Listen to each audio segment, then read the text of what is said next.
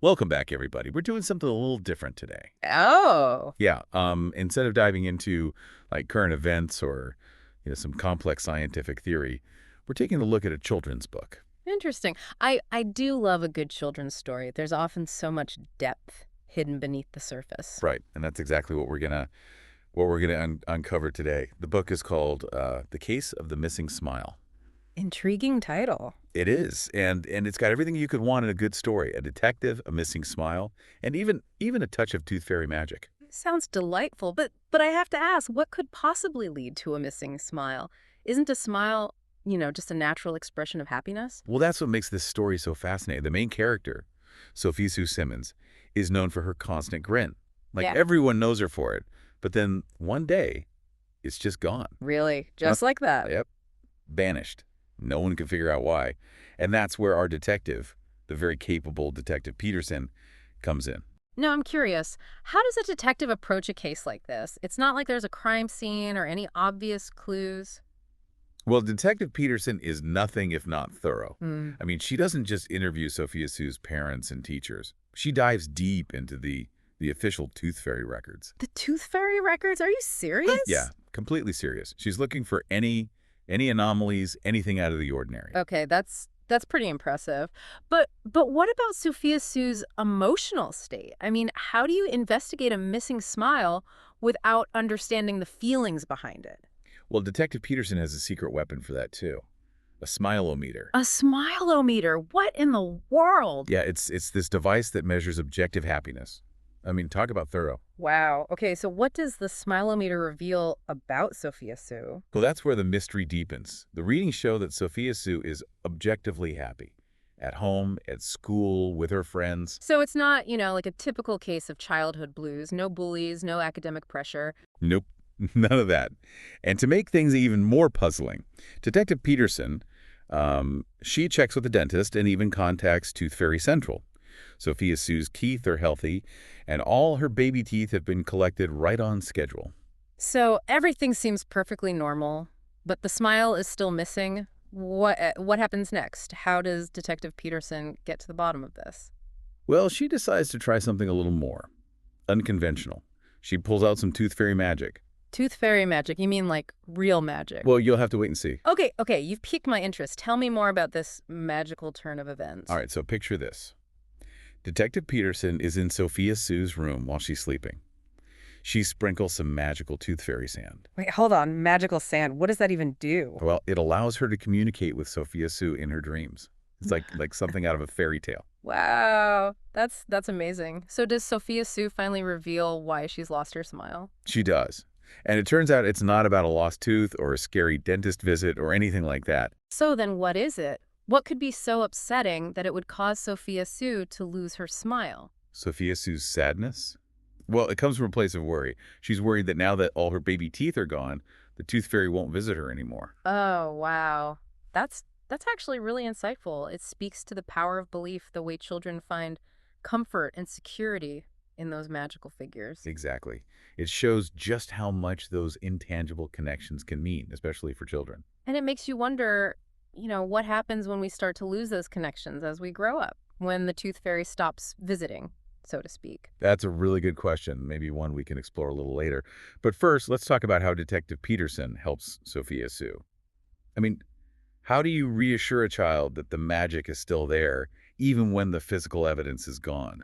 Yeah, and I think it makes you think about all those like childhood beliefs that we, eventually grow out of. Absolutely. And sometimes I think that growing up can be its own kind of missing smile, you know? Hmm. Like we lose that sense of wonder and possibility, right? We trade like fairy tales for bills and responsibilities. Exactly, but what's interesting is how the story deals with this idea, like how Detective Peterson actually solves the case. Yeah, how does she do it? Does she like wave her magic wand and make Sophia Sue believe in the tooth fairy again? Not exactly. She doesn't try to bring back the baby teeth or conjure up a real life tooth fairy or anything like that. Instead, she focuses on something much more powerful, the power of belief itself. So she's not saying, the tooth fairy is real. She's saying like the feeling, the magic that can stay with you. Exactly. She helps Sophia Sue understand that the tooth fairy isn't like just about a reward for a lost tooth. It's about that feeling, that connection, that belief that something magical is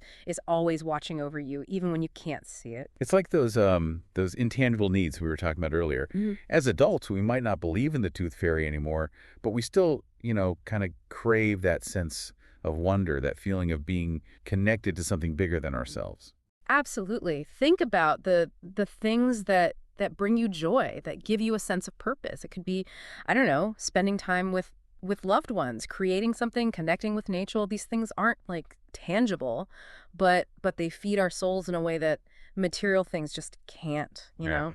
It's like with Sophia Sue's smile. It wasn't really about the tooth itself. It was about what the tooth represented, that sense of magic and wonder. Exactly. And maybe that's the key to finding um our own missing smiles as adults. So what you're saying is it's not about trying to go back to childhood or recapture those lost beliefs. It's about It's about looking inward, I think. Recognizing the things that bring us joy, that make us feel connected, that remind us that there's still magic in the world even when it's, kind of hidden. I love that. Especially in today's world where, we're constantly bombarded with messages about what we should buy, what we should want, what'll make us happy. Yeah, it's easy to get caught up in all that external stuff. But this story reminds us to look deeper, to rediscover what truly matters. And sometimes it's just those little things, right? Like Yeah. a shared laugh with a friend, a walk in the park, a moment of quiet contemplation. Right. It's about being open to those experiences, to nurturing them and remembering that even amidst all the chaos and complexity of adult life, that sense of wonder, that childlike spark, it can still be there within us. So what does this all mean for us, for our own lives? Have you ever felt like Sophia Sue longing for something you thought was lost forever? Hmm. It's a good question, isn't it? What are those things, those seemingly small but significant things that hold emotional weight in our lives? And how can we be more mindful of nurturing those needs, both in ourselves and in those around us? Sometimes I think the answer lies not in fixing something that's broken, but in nurturing something that already exists. The potential for joy, for connection, for magic, it's often already there, just waiting to be rediscovered. It really makes you think, doesn't it, about Right. about how we define magic. It does. Like maybe magic isn't so much about, fairies and pixie dust as it is about those moments of connection and wonder and pure joy that we can all find if we just, know where to look. It seems like we've uncovered so much more than just a missing smile in this deep dive, huh? We have. It's been fascinating. Yeah, we've talked about the power of belief, those intangible needs that we all have, and the idea that magic. Yeah, well, maybe it's not just about fairy tales. Maybe it's all around us if we just open ourselves up to it. And those moments, those magical moments, they might be closer than we think. Maybe it's, just a shared laugh with a friend or a walk in the park or even just taking a moment to appreciate the little things. The key is to be open to it, to nurture those experiences and remember that even when things get tough, when we're, dealing with all the stresses of adult life, that sense of wonder, that childlike spark, it can still be there.